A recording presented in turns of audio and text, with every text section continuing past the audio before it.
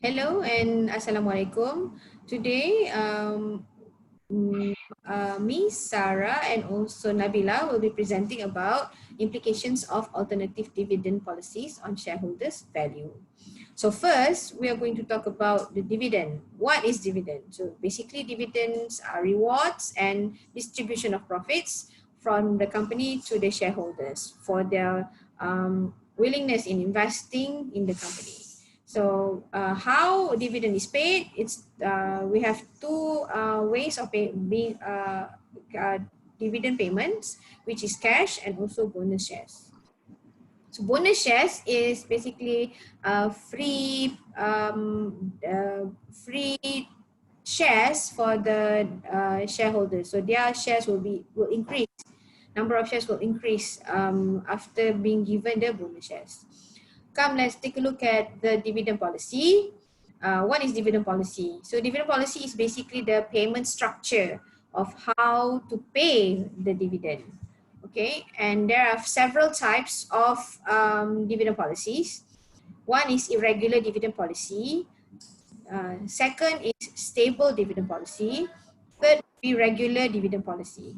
So irregular dividend policy is basically up to the company. Sometimes they pay dividends, sometimes they don't. Regular and stable is about the same. Let's talk about stable ones because they are quite the same. First one is constant amount of dividend per share. So basically, this is how the company pays a fixed amount of cash for every share. So if every year they pay 500 ringgit in dividend, so every year they will set aside 500 ringgit for dividend. So irrespective of whether the company is making profit or loss. The second way is constant payout ratio.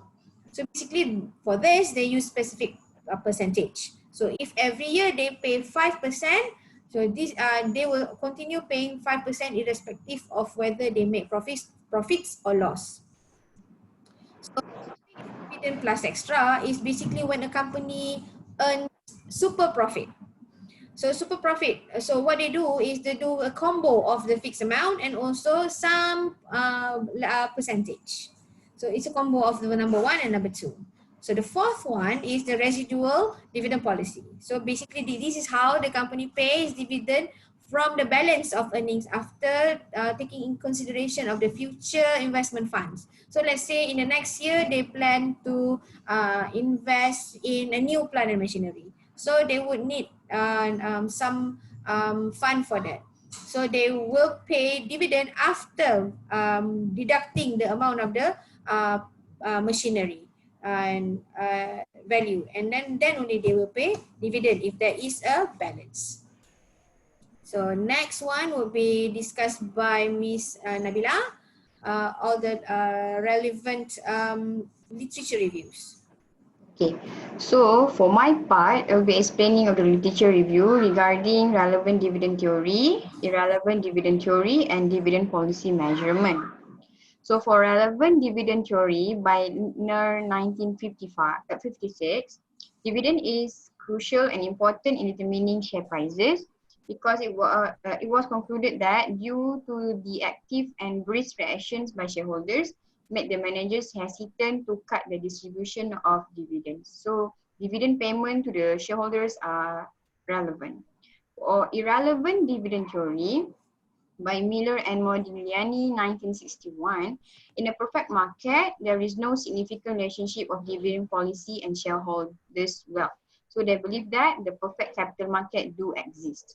Okay, and for dividend policy measurement by Akit et al. 2014, it has proven that there are positive and significant relationship of retained earnings per share with shareholders' wealth.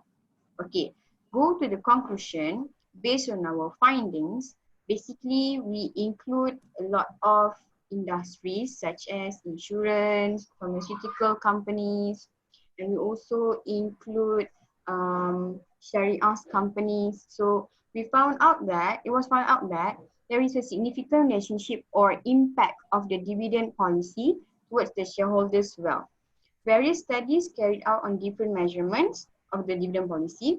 However, generally, most of the studies do agree that the dividend policy of a company plays an important role on determining the shareholders' wealth.